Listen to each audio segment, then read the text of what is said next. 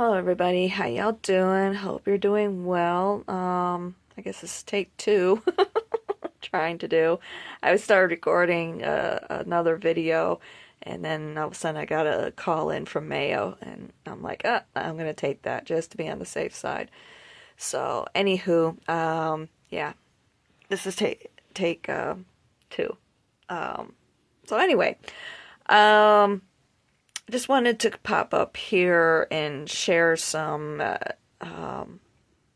information that I found out about yesterday. And I apologize for my appearance. The storm that came in yesterday hit me very hard. I had every intention to get a shower and, all that sort of good, and even work last night. But unfortunately, when that storm came in, yeah, it hit my chest very hard. So, and of course, not only all the pain, which I'll get into here in a second, but pain, inflammation causing a lot of sweating and so forth. So, yeah, and I realize some people might say, oh, TMI, but part of the reason I do these videos is to share that with people, because if someone is going through something similar or same thing or what have you, at least you're not alone. Okay. And, especially if you have a doctor who keeps dismissing your symptoms and so forth, you can be like, hey, look, this person is actually being diagnosed with this, and they're going through the same exact thing or something similar to what I'm going through. And let's face it, I've been going through that myself for the last, at least a couple years now. And I've been dealing with these symptoms basically since I was sick 3 years ago, this month actually. So happy anniversary to me. Ooh, great anniversary. Not sort of anniversary that we wanted to be celebrating, but, hey. If you can't laugh, hey, why not then? What's the point? So anyway, I did, well, actually yesterday I wound up drinking 3 cups of tea from all 3 different ones that I bought here recently. First, I started with the echinacea tea that I talked about. I believe it was in yesterday's video. It's from Yogi. I figure I would start there, and I'm drinking them straight, no sugar, no added sweeteners, no cream or anything, just plain straight, okay? So did that one first, and that one has been helping me, but my throat right in through here ever since I had that pulmonary function test on Monday, it's just, it was already irritated as it was. And that was the reason why I went ahead and bought the Throat Soothe tea to begin with, was to try and help calm this down. And yesterday it was really flaring up. So, I decided to drink that. And while I was drinking that, all of a sudden I felt like, okay, this was finally calming down, but then I felt like it was starting to shoot down and cramp up my chest. So I quickly finished drinking that tea and then ran downstairs to make myself a cup of arnica, and that's when I realized it was actually the storm that was flaring things up in my chest. The arnica tea helped. At least it helped to dullen the pain a little bit. The pain was still there, but the nice thing about it is it gave me a chance to actually feel what has been going on in my chest, instead of all of a sudden a sharp, sudden cramp or kink, basically Charlie horse in my chest happening. I had opportunity to feel the muscles just kind of going like this in my chest on both sides, and I did feel it going up into here, wanting to, and all the way down here into my diaphragm. And of course, even into my abdomen, affecting my abdomen anyway. So I could actually feel that for a change. It felt like it was just kind of like pulsating right here. It did get worse. I did finally have to break down and take some ibuprofen because there was no way I was going to get through it. And I did feel that kick in, but it was still giving me issues. So I might need something stronger, but we'll find out with Monday's test with stiff person syndrome if we're dealing with that or not. And I'd much rather wait to start asking for maybe any sort of muscle relaxers or even getting things rolling with the physical therapy with that order until I find out, the results for that test. Because if we are dealing with that, then yeah, that's going to play a part in any sort of treatments that we have in the future. I did find out that there is a medication that can be prescribed to help calm down the neurotransmitters, because basically with stiff person syndrome, the neurotransmitters are being hypersensitive due to the the GAD antibody invasion that is happening. We can see about discussing that at that time if it comes back positive. My lip is a bit swollen still. It was pretty swollen last night. I did finally fall asleep. I was finally able to fall asleep because I got really, really drowsy between the ibuprofen and the arnica, but I was still dealing with a lot of this going on and everything, and the sharp pains and so forth. But when I woke up, my lip was pretty swollen, and then this eye right here was also a little bit swollen. So I did send off speaking of that, I think this is probably because of allergies. I did send off a message to the doctor to see where I could see that list of results.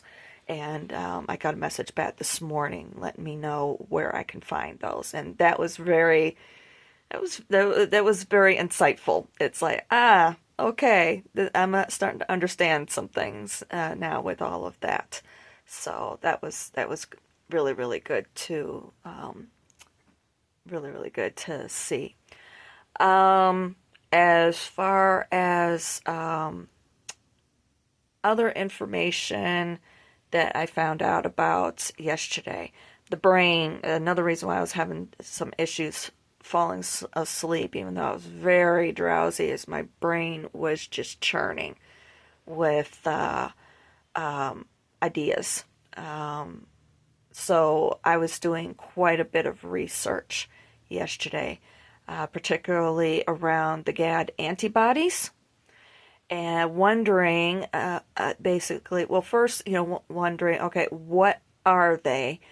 So I found out that info. Basically, I'm still kind of churning that info.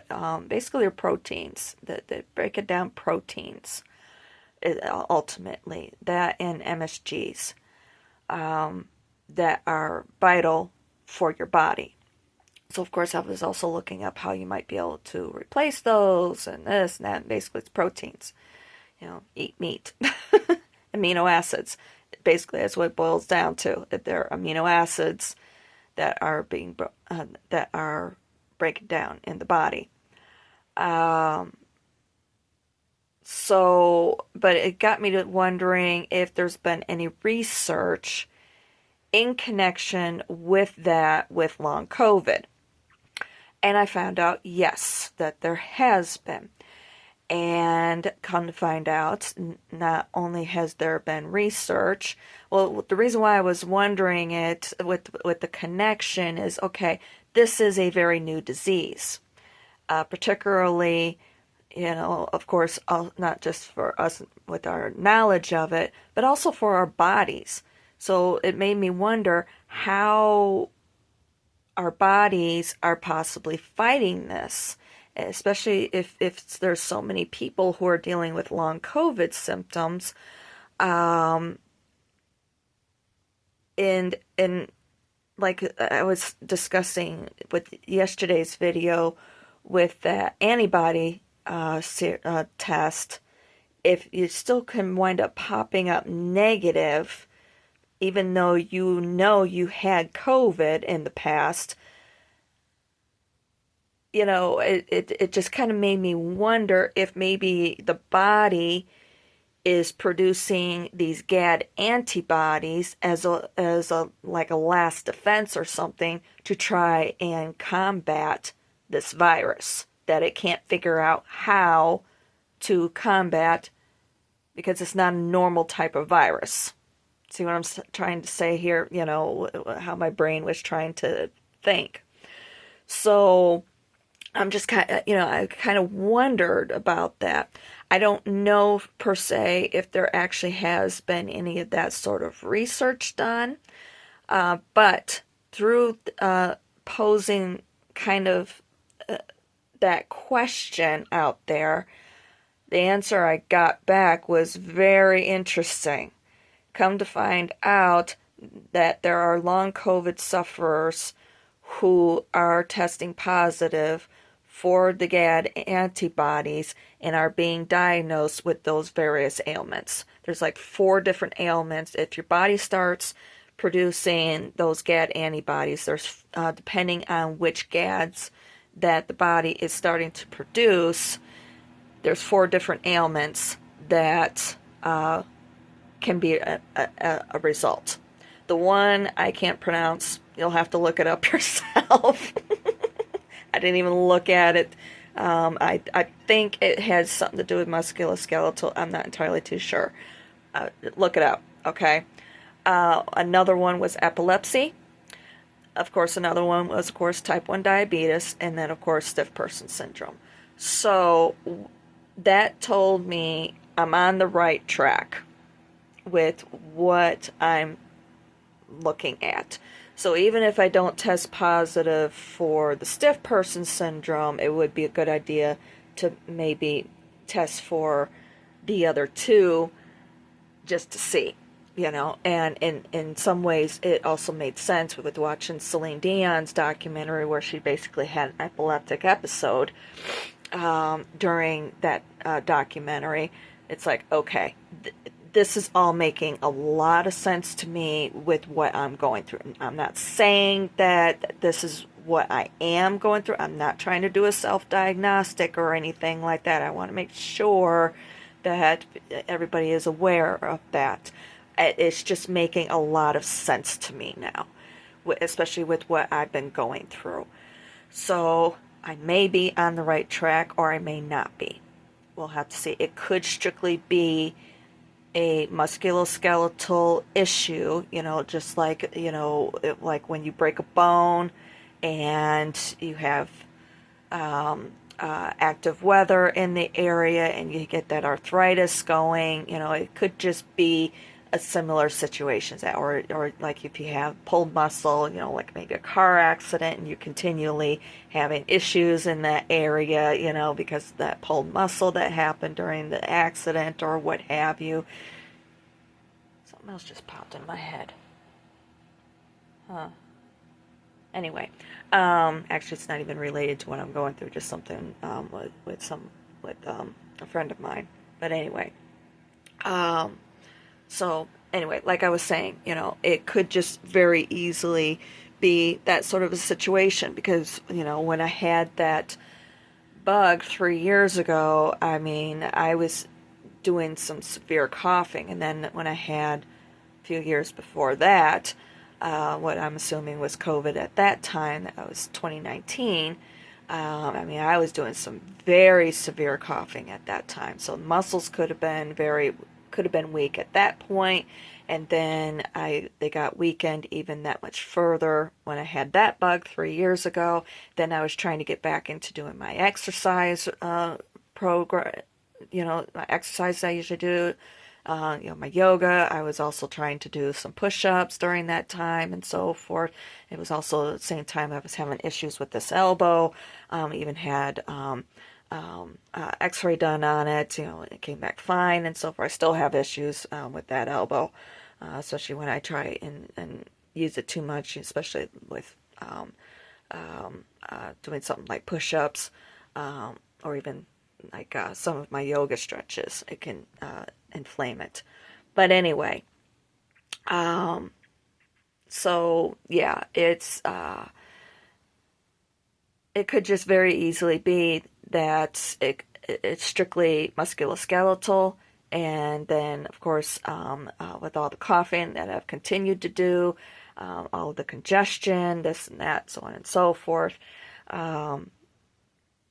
it could very easily just be that. And then, of course, with being type 1 diabetic, you're already autoimmune deficient with that, and the body just cannot heal itself. 3 years later, yeah, I'd find it a bit, but, look at everything I've been through also, especially with the constant issues, with the congestion, with the wildfires, not just with last summer, but also out there in Vegas. We got some really nasty smoke from the wildfires coming in from Cali, and so on and so forth. So, and then we had our own little brush fire too. Thank you to whoever that active shooter was. It wasn't a shooting. Basically, someone was doing some target practice in an area where they were supposed to be doing it and set off a little brush fire. Thank you. I appreciate it.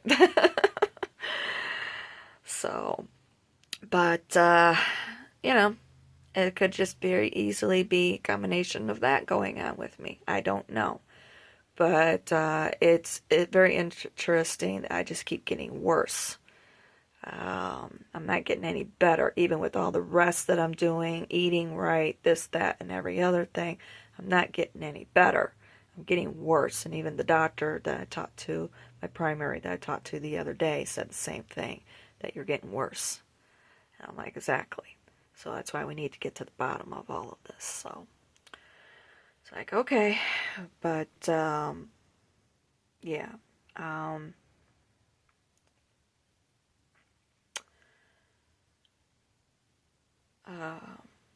So that's kind of where we're at with everything. I'd recommend if you're going through something similar and not finding any answers or whatever, take a look at that sort of research that I did. Even looking at what a GAD antibody is, what it's made up of, so on and so forth. So, who knows? It might spark something in you. And then talk to your doctor about it. And if they're not open to it, if they're going to dismiss, fire them. That's my best recommendation.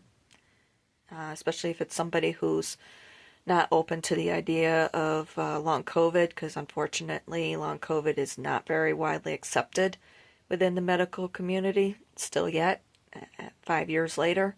Well, heck, 6 years later. It's not accepted within the medical community. And long RSV, so on and so forth. So, if you have a doctor who's old school, basically, fire them. Move on to somebody else, okay? Keep finding somebody who is more open. Or, if you can, go to someplace like Mayo or Cleveland Clinic, one of those sorts of places, okay? And go from there. You can even go to, there are some long COVID clinics that have popped up around the country. You can even try those sorts of places as well. So, but anywho, yeah, this is where I'm at right now. So, testing is Monday. I'm looking forward to it. And, yeah, the phone call that I got was just to confirm my allergist appointment. I'm still going to do that. Oh, that's the other thing. I'm him-hawing around for another reason. That was something else that was because I one of the things that I was trying to explain to the pulmonologist when I saw him last week is it isn't, when it comes to the congestion, and I'm questioning it even that much more. I have always questioned it. Yeah, don't get me wrong. And especially after seeing that allergy list this morning, excuse me, um, what was really triggering me with the allergy list was looking at the Western region, because I had both regions done on me. And I was looking at that Western region. Of course, this region, oh my gosh, tons of them. But with looking at the Western region and how long I've lived out there, I haven't dealt with allergies all that terribly much out there. And looking at that list, I understood why. So between that and then with what I've been experiencing the last 3 years, and especially here lately, and particularly yesterday, for me, it confirmed what I have been saying. But I feel like I can finally add to it. Oh, excuse me. I feel like the allergy issue is being a result of the inflammation, with where the inflammation is happening, not happening up here, because my sinuses, for the most part, are clear. But the pulmonologist, of course, he's, thinking old school textbook. Oh, your allergies start up here, and then you have the postnasal going down. I'm like, no, that's not what is happening. It's happening here, and then, like, when it's finally getting released here, it bounces up into the sinuses. I know it sounds weird, but that is what is happening. Yeah, I do have them forming here, and yes, I do have the postnasal, but not as frequently. I would say 95% of the time, 98% of the time, it's starting here. And I experienced that yesterday. So, and it was, basically the congestion. I was coughing up congestion. And even like in here. Why? Because I was dealing with bad inflammation from that test that I did, the pulmonary function test that I did on Monday. So it's been irritated in here. So when I had the echinacea tea on Wednesday, when I got home from dealing with everything with the car at Hertz, and I started having that coughing fit, yeah, I released a lot of crud it was basically festering right here. And yeah, I was congested because of it, or what have you, but as you can tell, even after having the windstorm yesterday, I'm clear. Yeah, I had swelling here and here a little bit, but that to me is telling me that I'm getting hit in different places than what you normally would here in your sinuses. Because for the most part, my sinuses are clear. And it's also one of the reasons why anytime I go on to like allergy medicine, like for instance the Benadryl, I'm only be able to be on it for like maybe a couple of days if I'm lucky, because my sinuses part of it is because my sinuses are starting to hurt. I mean, really starting to hurt. But I'll be breaking out, like in little hives or what have you. So my body is trying to react in different ways instead of the normal, oh, my sinuses sort of thing. So I thought I would share that as well in case somebody else's might be going through the same identical thing or something. Also, I did find out as far as the cardio, just to kind of digress a little bit, the one test that I'm going to have done on Monday coming up is cardiopulmonary function test. Yeah, that is definitely that is definitely a stress test. So I did find that out today as well. But I was thinking that. I'm like, yeah, basically they're trying to push the heart, you know. It's basically a stress test. So it's like, okay, whatever. I don't mind going through it again. A lot can happen in a couple of years. So it's like, and I do have family history. And of course, I've had a lot happen that could have possibly be affecting the heart. So in that respect, I don't mind having it, having a stress test done again. It's better to be safe than sorry. But I think everything's fine. That's just, I'm very in tune with my body, and I feel everything's okay there. But never know. So my big thing is that it's going to be that GAD test. So even the RSV test, the RSV antibody test, I'm not as concerned about that now as that GAD test. So we'll see what happens. So anywho, I do need to get moving. So I got to go to the store so I can cook something. So anywho, I'll talk. Love you guys, and I'll talk at you later.